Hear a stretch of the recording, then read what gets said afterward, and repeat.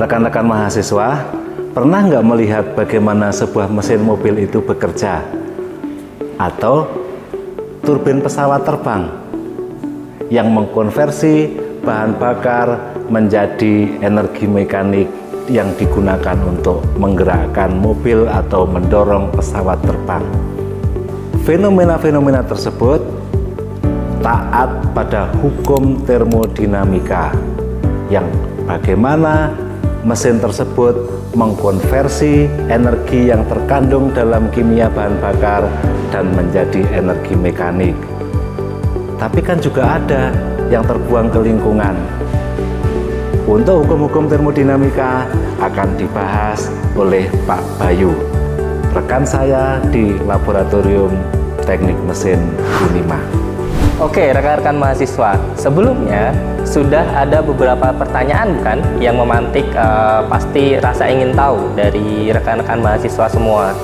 Nah, hal tersebut tentunya akan bisa dijawab ketika kita mengetahui bagaimana hukum-hukum yang terjadi di termodinamika. Nah, di sesi kali ini kita akan membahas tentang hukum-hukum termodinamika tersebut. Kita mulai dari hukum ke-0 termodinamika. Menariknya, hukum ke-0 termodinamika ini sebenarnya ditemukan setelah hukum 1 dan hukum 2 ditemukan. Namun, karena posisinya yang sangat fundamental, maka ilmuwan di seluruh dunia menyepakati bahwa ini merupakan hukum dasar dari termodinamika.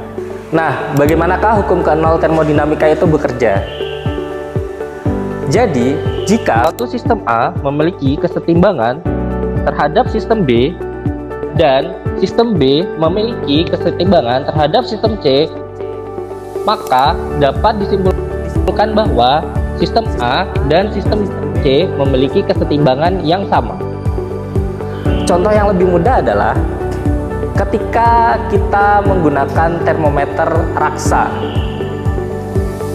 kita mencoba mengetahui temperatur yang berada pada dua bejana berbeda.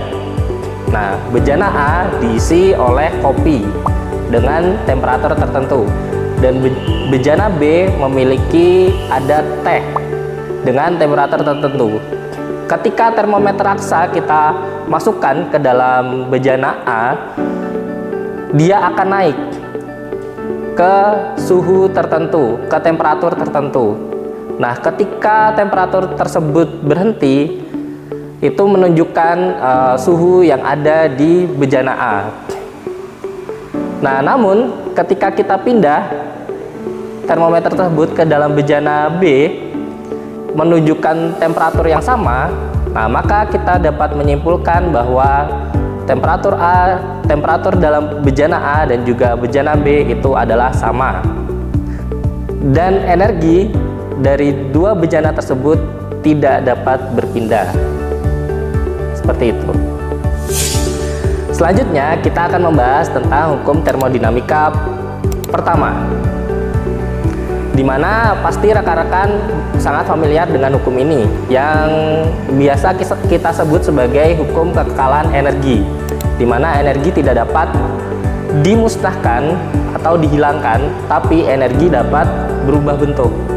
Nah, secara matematis, pada hukum termodinamika pertama ini, itu dapat kita tuangkan ke dalam rumus matematika, yaitu delta U sama dengan Q dikurangi W, di mana delta U adalah energi dalam dari suatu sistem, dan Q adalah kalor yang dimasukkan ke dalam sistem tersebut, dan W adalah energi yang bekerja dari suatu sistem tersebut. Oke rekan-rekan mahasiswa, di hukum termodinamika pertama dapat kita gambarkan pada suatu botol yang kita beri balon di atas tutupnya. Nah, di sini seperti gambar yang saya pegang, ada dua kondisi, di mana di kondisi pertama botol tersebut belum menerima kalor dari atau belum menerima panas dari luar sistemnya. Nah, di sini ketika kita melihat gambar yang kedua, ketika botol tersebut diberikan kalor atau diberikan panas, yang terjadi adalah panas tersebut akan diserap oleh botol, kemudian akan diteruskan menuju udara yang berada di dalam botol tersebut. Hal ini akan mengakibatkan terjadinya peningkatan energi dalam dari udara yang ada di dalam botol tersebut, sehingga di sini kita dapat lihat balon dapat mengembang. Nah, hal ini dapat kita simpulkan bahwa kalor yang diberikan oleh kompor terhadap botol itu akan menaikkan energi dalam dan juga menghasilkan kerja.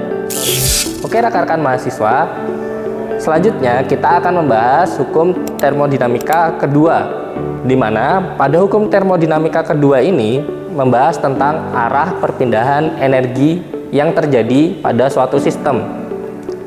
Nah, hal ini dapat kita ilustrasikan secara gampang ketika kita menuangkan suatu air panas ke dalam gelas dan kemudian kita tinggalkan selama beberapa saat, akan terjadi pengurangan suhu atau perpindahan suhu yang awalnya panas yang berada di dalam gelas tersebut misal 75 derajat, dan ketika kita tinggalkan selama 1 jam dia akan berubah menjadi 25 derajat.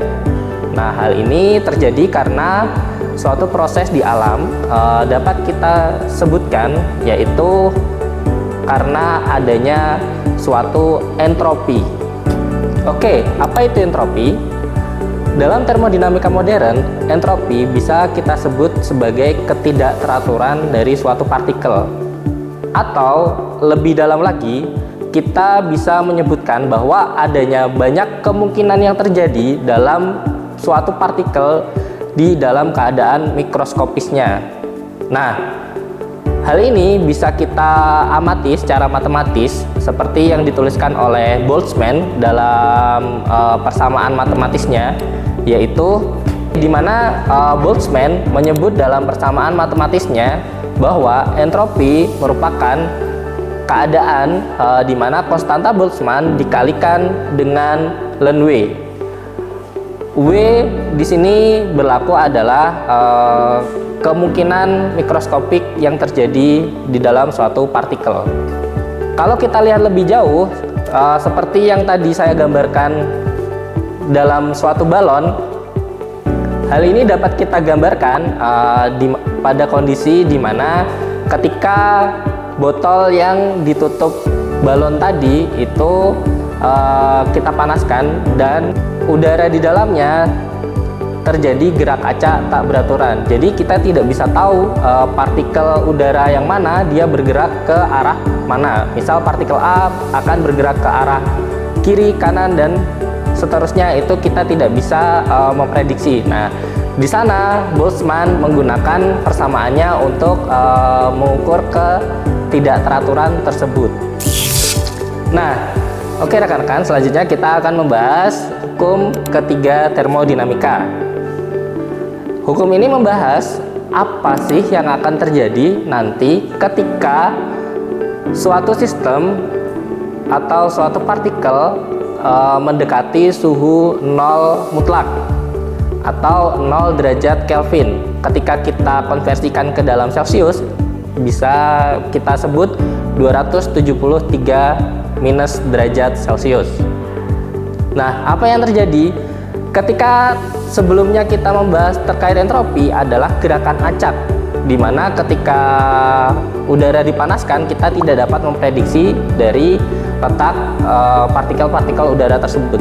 Nah, kebalikannya, ketika udara atau sebuah partikel itu kita dinginkan mendekati 0 derajat mutlak, yang tadinya gerakan acak itu terjadi pada suhu minus atau pada suhu rendah, partikel-partikel yang bergerak tersebut menjadi hampir mendekati diam atau hampir tidak bergerak sepenuhnya.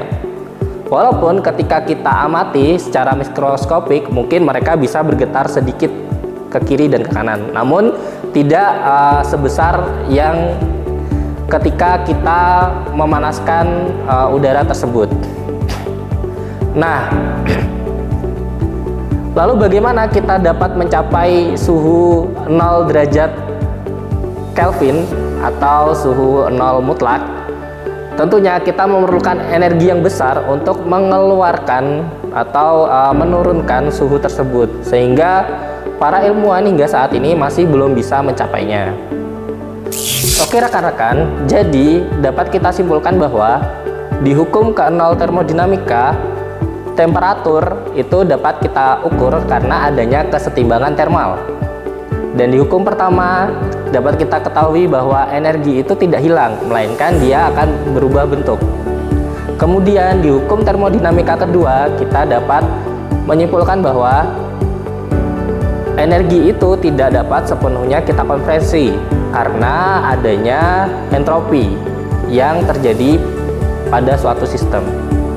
Di hukum termodinamika ketiga dapat kita simpulkan bahwa entropi itu dapat bernilai 0 ketika mencapai suhu 0 mutlak atau 0 derajat Kelvin. Oke rekan-rekan semua, yang disampaikan oleh Pak Bayu terkait dengan hukum termodinamika 0, 1, 2, dan 3 sudah menambah pengetahuan kita tentang dasar-dasar termodinamika. Pertanyaannya adalah, mungkinkah sebuah sistem termodinamika bisa bekerja dengan mengikuti hukum termodinamika pertama tetapi tidak mengikuti hukum termodinamika kedua? Kita bahas dalam kolom komentar.